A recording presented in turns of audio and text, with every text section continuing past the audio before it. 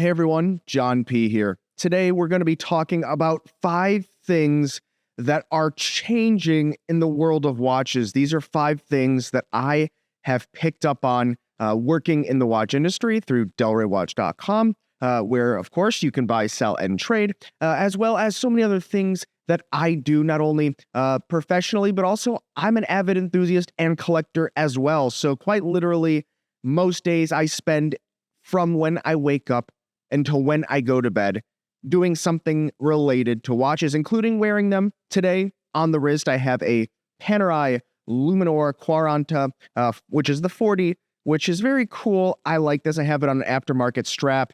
I just think it's a fun watch, and I've been having a blast with this. And I do want to say, hey guys, I have been just so absolutely sick, under the weather for the last 2 weeks. So, my apologies for not releasing much content in this period. It seems like down here in South Florida, something has been running rampant and has been really causing so many people that I know to get sick in some capacity. So I'm coming out through the tail end here. So thank you so much for being with me here. So let's get into this video. Let's talk about these 5 things that are changing. Some of you are going to be very happy, I know, because I go in the comments below and I see what collectors want. As well, at the end of this video, I'm going to talk about what this means for us as collectors and how maybe we can incorporate some of these things into our watch collecting strategy to put a watch in our collection that maybe was totally out of grasp for a period of time, as we saw through COVID with the run-up of watch prices. So the first thing that's changing, I'm seeing it all day, is increased availability, including Rolex. Now, do not expect to walk into an AD and get your Daytona.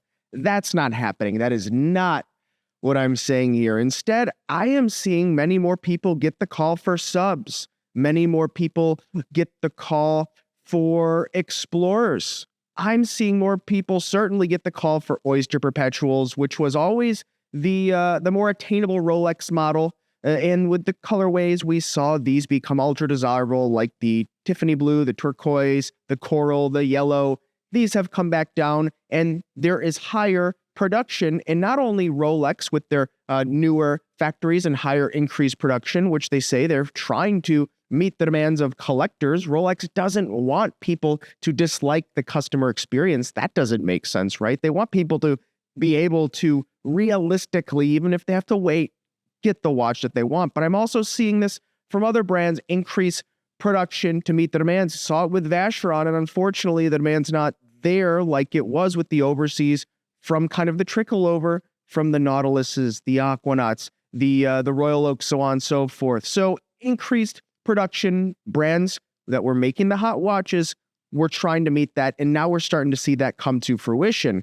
Now that takes us into new watch sales being down. Now, Watches of Switzerland, publicly traded company in certain markets, their share price went plummeted all the way from about 20 US dollars or $20 thereabout per share, all the way down to $4.90 the last time that I checked. And that is because of the sales numbers on new watches.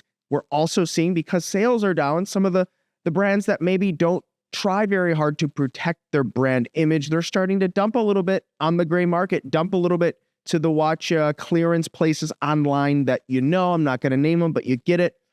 Sales are down in the new segment now before, some of you guys get a little cute and say, oh yeah, the gray market's hurting, pre-owned's hurting. Not totally, because here's the deal when it comes to this segment. And of course, I'm a little bit biased, but I'm being honest with you here and saying enthusiasts don't stop being enthusiasts overnight, right? If something is your hobby, it doesn't really just stop being your hobby because there's less of a demand.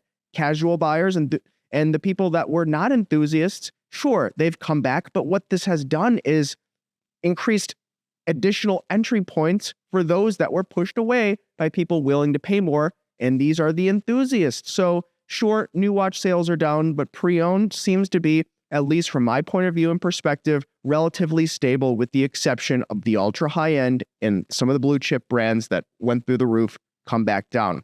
Now, another thing that's changing is this whole dynamic of people flipping watches going to their authorized dealers with a box of donuts and begging them for a watch that they wanted, or, refreshing their screen all day. Am I going to get the Ming watch? Am I going to get the Ming watch? And then try to sell it for 3 times the price on the Watch You Seek forums. Those things are gone. That's gone. Sure, you get a Daytona. Okay, you're going to be able to sell it for double. That still exists. It's not triple, it's double now. But the days of people waiting around trying to get that collab and then tripling up the very next day, that's pretty much gone. People are still trying, but that's going by the wayside. Let me know what you guys think about this in the comments below, because I've seen it the last few years.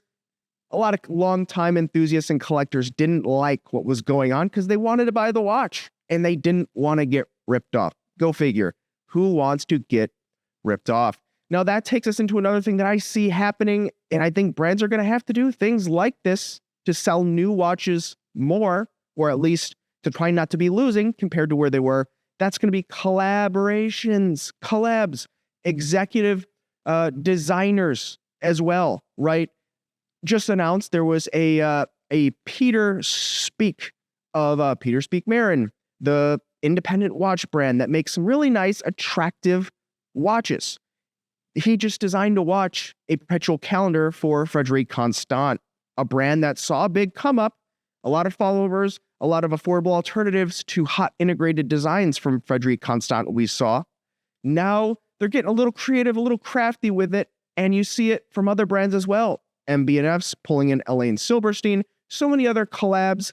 I think we're going to see a lot more of this. Let's not forget about the Travis Scott collaboration with Audemars Piguet, the John Mayer and the Ed Sheeran collaborations or specialty watches through G-Shock. I think we're going to see a whole lot more of this because brands are going to have to get creative. They can't just come out with something new. They need to attract more people as we see the pullback in the new market. Now, last, I see so many more people getting into more traditionally styled watches. Think Cartier, think Piaget. Less people are gravitating de facto towards sport watches that look like a Sub, a Nautilus, an Aquanaut, a Royal Oak, and more people are getting into the more subtle, more modestly styled, traditional aesthetic watches. And interestingly enough, plenty of people that I also know, big-time collectors, are thinning out their collections, and the sporting watches are the first that they'd like to let go. And I'm hearing the same thing over and over again. Now, mind you, these are gentlemen 40 years and over, so there's a little bit of a bias there, but I'm seeing it from younger guys as well. They want to maybe get off the beaten path, and they want to get something more traditional, and I like to see it. It's a trend I see developing, and more brands are starting to come back out with traditional styled dressy or dressier watches. Let me know what you think, all you dress watch guys out there in the comments below. Now, these are some of the things that I'm seeing out there in the market. We're not going to do a full recap. I don't want to beat a dead horse here, but instead, how can you benefit from this? What does this mean for you as collectors, for me as a collector? First, this is really not the best time to sell your watch. I'll be honest. The best time to sell your watch would have been at the peak of the market 2 years ago, depending what the watch is. Of course, maybe you have something that's unique and you beat the market on it, right? Think like a Blancpain Le Mans flyback. I was surprised to see the prices climb up on those in the pre-owned market. Maybe you have an exception, but generally, now is not the best time to sell your watch unless, of course, you need it. Then that's probably the best time for you. But now is actually not a bad time, and maybe even a great time to buy a watch. Even some of the watches that are coming in the door at Del Rey Watch, and this is not a plug. I mean, go over there and check it. I mean, we're talking Moser Pioneer with Fume dials, the funky blues, and the things like that. Some of these watches that people were just loving and they had to have, and they were selling at premiums for a period of time now. I mean, they can be had at much more attractive prices. And you see the Tudors going at all-time low prices. Rolexes have come down. That's phenomenal. So if you were waiting on the sideline or maybe kind of waiting for an opportune moment, now's not a bad time. Now, I'm not trying to convince you to do this. I'll say myself, I've been adding plenty of watches to my collection, including this Panerai. I added the Chopard St. Moritz and a bunch of others because I'm seeing these deals hit the market where it's like, hey, this could be a bottom. I'm not looking for the bottom in terms of price, but I'm seeing phenomenal deals that I haven't seen as both a dealer and a collector in over 5 years hit the market. So whether you go to Chrono, eBay, anywhere, you're bound to find some phenomenal deals right now. So take advantage of it. There could still be some downside, but you can't time the market. And if you are an enthusiast, and you probably are because you're watching this, it shouldn't just be about the funds. I myself sometimes even fall into that trap. No, I've got to wait to find the best deal on the watch. And I can afford to do that because I'm a dealer and I will see the same watches over and over. But sometimes you just want to enjoy, wear the watch, and not think about it in terms of widgets and money. You just want to enjoy it and move on with your day. So that's even personally how I go about my collecting. So once again, I say this all the time, and I'll wrap this video up with saying, buy what you're going to wear, because if not, we see it all the time through the doors. People think they're going to love that Submariner. They wait forever. They get that Submariner, and then it doesn't work on their wrist. They don't actually like it on their wrist. And if everyone loved these classic iconic watches, and many people do, but some people don't, and that could be you. But if that is the case, if everyone loved them, there wouldn't be any pre-owned Submariners on the market, right? Think about that. There wouldn't be pre-owned versions of or examples of these watches on the market if every single person loved them. Guys, let me know what you think. Comments below. I'd love to see it and hear it. Please do not forget the thumbs up, like, and subscribe. I appreciate it. Like I mentioned in the previous video, there's some very cool announcements we have coming up in the coming weeks and into the next month. Unfortunately, once again, thanks for sticking with me. I've been pretty under the weather here, but we're coming back tail side and we're hitting the year strong. Thanks again, guys. We'll see you next time. You've been chatting with John P.